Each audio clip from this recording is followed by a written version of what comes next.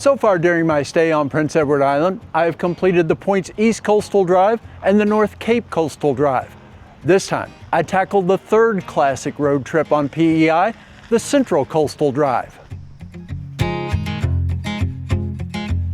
These drives have been tremendous in terms of allowing me to explore all areas of the island. For anyone coming to visit Canada's smallest province, I would recommend that they follow my lead.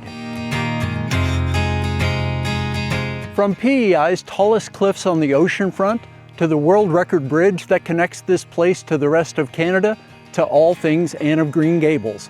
That's just a fraction of what you'll see over the next few moments. Let's do it. This drive has a theme. It revolves around the classic 1908 novel, Anne of Green Gables. There are several sites related to the author, Lucy Maud Montgomery, including the house that inspired the title.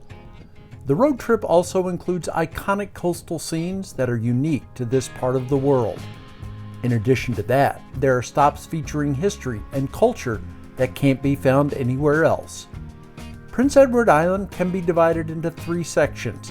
I've already featured the Point's East Coastal Drive and the North Cape Coastal Drive in videos. This time, the focus is on the center of the island. I took 2 days to check out highlights of the route, and I will present those by moving in a clockwise direction, starting and ending in Charlottetown. Just across the harbor from the city is this attraction. It is Port-la-Joie and the Fort Amherst National Historic Site. This is said to be the location of the first permanent European settlement on the island. French and Acadian settlers arrived in 1720 and immediately formed an amicable relationship with the local Mi'kmaq people. The British seized the site several decades later and built Fort Amherst, which is now only grassy ruins. There's much to discover at this location, including the Warren Cove Front Range Light. A little farther west along the Northumberland Strait is Argyll Provincial Park. This looks like much of the coastline on the south side of the island. There's a beach and cliffs, but also this element, which is a little unusual. A small waterfall is created as a stream trickles over the top of the sandstone. It's a cool little feature. Up next is the community of Victoria by the Sea.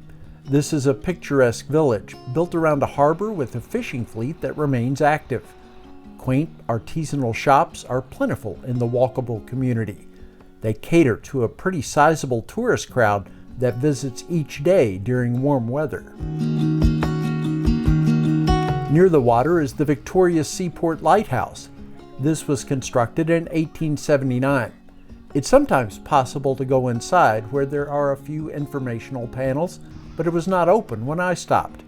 Lupin flowers were in bloom around the light, adding to the scene. Island Chocolates has been a standout in Victoria by the Sea since 1987. The family-operated shop is lauded for the quality of its products. Particularly well-loved are the hand-dipped truffles and the single-origin bean-to-bar offerings. I was tempted enough to get a drink. I wasn't planning on getting anything here, and then I saw something on the menu that I'd never seen before. It's factory coffee. That is warm Belgian chocolate, dark roast coffee, all topped with whipped cream. It tastes as good as it sounds. Island Chocolates is situated in a lovely 19th century building. This is how almost everyone arrives on Prince Edward Island. It is the Confederation Bridge that connects to New Brunswick on the other side of the Northumberland Strait. The span opened in 1997. Before then, PEI could only be accessed by air, boat, or ferry. The bridge measures 12.9 kilometers, or around 8 miles. That distance, plus the body of water which it crosses, the Northumberland Strait, give it a special distinction. It is the world's longest bridge over ice-covered water. This is a toll bridge with money collected only when you leave the island. The cost is 20 Canadian dollars, or about 14 US. Until 2025, the price per vehicle was 50 Canadian dollars. As a welcome to the island, the old Port Borden Front Range Light says hello. It was built in the early 20th century to guide ice-breaking ferries and fishing boats, then decommissioned in 1997 when the bridge opened. Today it holds an I Love PEI sign. There are other monuments and nods to history at the site, which is known as the Marine Rail Historic Park. A small museum tells of the connections between the island and the mainland prior to the Confederation Bridge. This is Chelton Beach Provincial Park.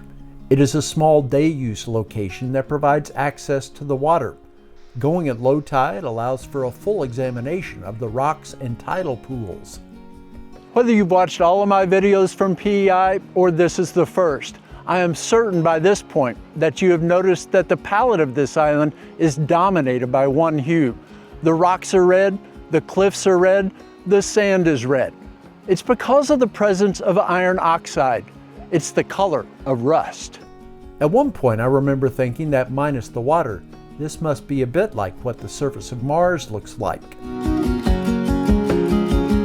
As far west as you go on the Central Drive is the Sea Cow Head Lighthouse. Perched atop the red cliffs, it was installed to guide vessels into Summerside Harbor and through one of the narrowest points on the Northumberland Strait. It is still active today, with the light flashing every few seconds. This is a situation where you shouldn't believe everything that you read, and you should follow your instincts. Google Maps says this place is closed, but as you can see, that is obviously not the case. It is open, available to climb to the top, and the views of the Northumberland Strait are worth taking the chance that it might be closed. The 18-meter or 60-foot tall light was built in 1864. It has such a classic look that it served as a setting in one of Canada's most popular television shows of the 1990s. Moving inland on the way to the north coast is the town of Kensington. The railway station here is a National Historic Site. Built in 1905, the impressive-looking depot is made of stones from New Brunswick. It is now home to a pub. The railroad heritage of the island is further commemorated with a display of Engine 1762, a steam engine which served PEI. This is a popular access point for the Confederation Trail, which runs for 273 kilometers or 170 miles across the island. I met a group of 5 friends from the United States who had gathered to cycle the entire distance. Alongside the depot is a complex called the Kensington Rail Yards. Shops are in some of the historic structures and other buildings. The Kensington Art Gallery has several large paintings to view on the outside. They depict scenes of the island and its history. Situated inside the rail yards and at arm's length for Confederation Trail users is the Willow Bakery and Cafe. I stopped into the popular place for a coffee. There you go. All of the baked goods look incredible, and I read that the cinnamon roll warmed up might be life-changing. I was able to resist, though, with a great amount of willpower, and went just with my vanilla maple latte. It's enough for me. In hindsight, I wish I had at least grabbed a cinnamon roll for later. Just around the corner is the Haunted Mansion. It is housed in a spooky 19th century Tudor-style structure. I only checked out the exterior, but I'm told the mansion contains 3 levels of frights. Near Park Corner is the first of several literary stops on the drive. This is the Anne of Green Gables Museum. It is a home built by the aunt and uncle of Lucy Maud Montgomery, the author of the famous book. She called this her wonder spot, and it was even the venue for her wedding in 1911. There are relics from the past, some of which were referenced in the novels that Montgomery wrote. Probably the most stunning location on the entire Central Coast Drive, if not the whole island, is Cape Tryon. There is a lighthouse on this stretch of the North Shore, accompanied by cliffs which drop straight into the water. These are the highest cliff tops on PEI, rising more than 30 meters or over 100 feet above the Gulf of St. Lawrence. Being here feels a bit like standing at the edge of the earth. This is a wild, windswept, and somewhat isolated point, at least on the land. On the water, I just counted 9 boats working the area off of the Cape. I don't know for sure, but it looks like they're setting lobster traps. This was in late June, and that is prime time for the spring lobster season in these waters. The classic red and white lighthouse is one of the newest I saw on the island, built in 1965. In a spot such as this, it's important to be careful as the cliff face can crumble at any moment. French River is one of the most photographed fishing villages on Prince Edward Island. The community is built around the harbor. Boats and colorful sheds enhance the visual appeal of the location. More than a dozen boats operate from this harbor, and many of those off of Cape Tryon might have come from here.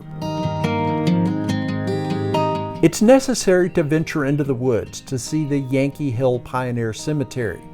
Dating to the 18th century, this is the final resting place for some of the area's European settlers. As many as 25 sailors are also said to be buried here in unmarked graves.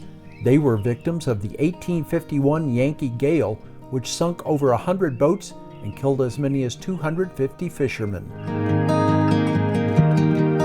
This is the New London Rear Range Light. It is an active beacon designed to assist navigation in and out of New London Bay. Constructed in 1876, it tops 13 meters or 43 feet in height and is attached to the former keeper's quarters. This is the centerpiece of the industry that is built around the Anne of Green Gables novel and all associated with the franchise. It is the Green Gables Heritage Place. Lucy Maud Montgomery never lived here, but the house belonged to cousins of her grandparents. She spent enough time here to use the site as the visual and geographic inspiration for her novel setting.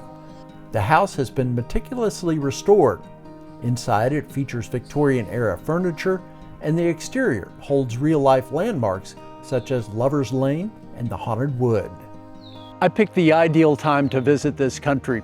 For most of the summer, from mid-June through September 7th, there is no admission charge for anyone to enter the national parks. Since this is a National Historic Site, the same deal applies here.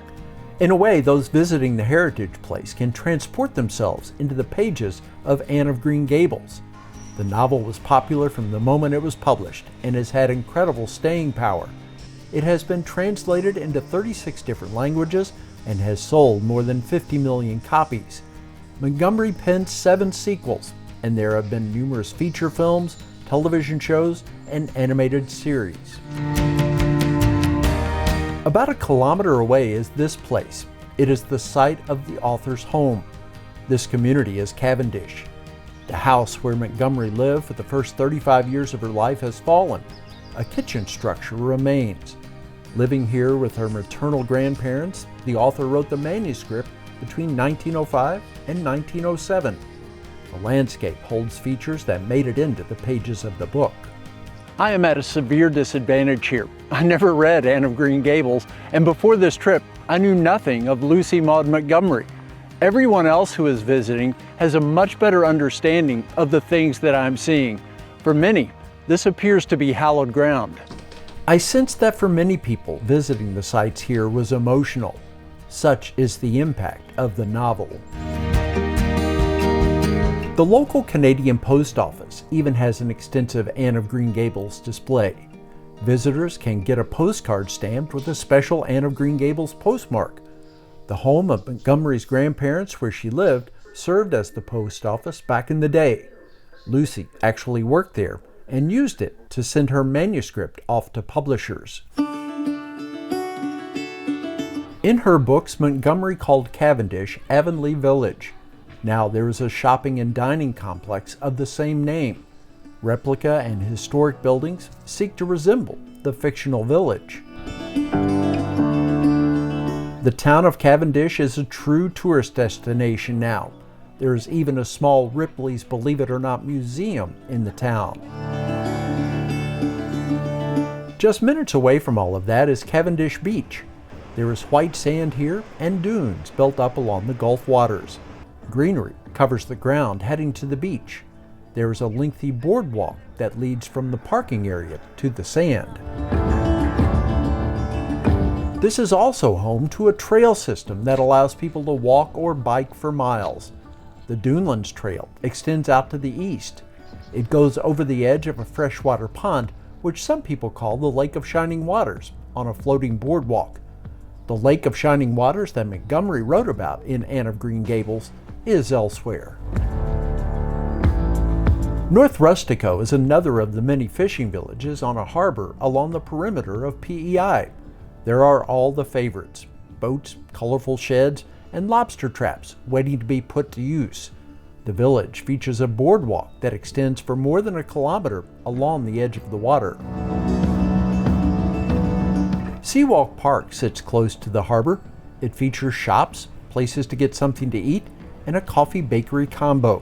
The businesses are all situated in rustic buildings, which fit the surroundings.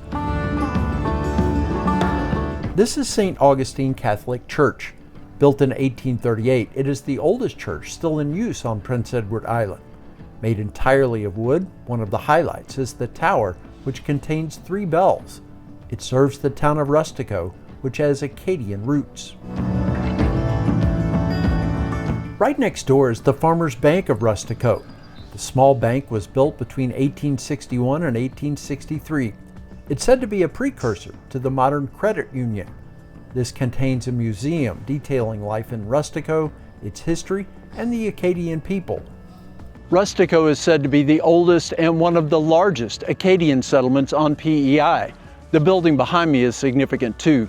Built in 1772, the Doucet House is thought to be the oldest structure still standing on the island. The home was moved to this spot from another location nearby. It has been restored and furnished to appear as it would have in the early days. In a town called New Glasgow sits the Prince Edward Island Preserve Company. Low-sugar jams and jellies are available, made primarily from island-grown fruit when possible.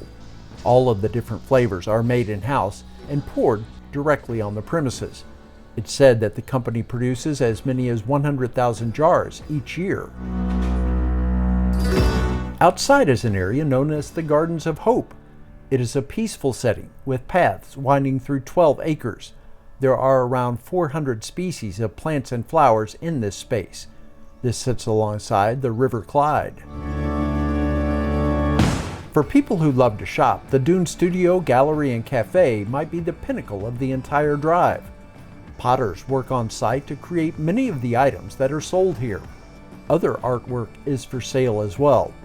In another section, clothing takes center stage, with men's and women's fashions available.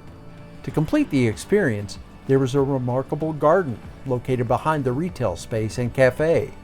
If you are passing by, it is definitely worth a few moments. Brackley Beach is a striking section of coastline. This is situated inside Prince Edward Island National Park. I stopped by early in the morning and had the beach mostly to myself. This section of shore is known for the massive sand dunes. This is an impressive stretch. The dunes rise high and they go on for a while here along the north coast. I read that this line extends for about 6 kilometers, which is a little bit less than 4 miles. The dunes are 5 to 8 meters or 16 to 26 feet high. Persistent north winds blow sand from the beach, and vegetation on the dunes holds it in place. It is a constantly shifting environment. A little farther east is the Cove Head Harbor Lighthouse. This is said to be another of the most photographed spots on PEI. Sitting on Cape Stanhope, near the entrance to Cove Head Bay, the light is still functional. It stands 8 meters or nearly 27 feet high. I like the way it is tucked in amongst the dunes. This is Dalvey by the Sea. It is a grand 19th century Queen Anne Revival style estate. Construction was in 1895 as a summer home for an oil tycoon. Now it holds 25 guest rooms and there are 8 cottages on the property too. This is seasonal, operating from June through the end of September. I found some freshly brewed beer on the drive. Bar None Brewery and Hop Farm was near the end of my circuit, just a bit outside of Charlottetown. I had a Back 40 IPA, which came in at 6.5%. You'll want to check the days and times before you come out. Right now in early summer, they are open Thursday through Sunday beginning at 2. Closing time varies. The outdoor space was nice, but it was the season for the biting black flies, so they forced me back inside. I tackled the Central Coastal Drive over 2 days without spending a night on the road. Everything was close enough to Charlottetown that I simply came back to my Airbnb there. No place on the drive is more than an hour from the city. Taking this Central Coastal Trail together with my videos about points east, the North Cape, and Charlottetown, I think gives a pretty comprehensive view of Prince Edward Island. This might be Canada's smallest province, but it is huge on potential experiences. My time here on PEI is coming to an end. From here, I will head farther north and east into Atlantic Canada to Newfoundland. Join me from there next time here on Old, Alone, and Far From Home.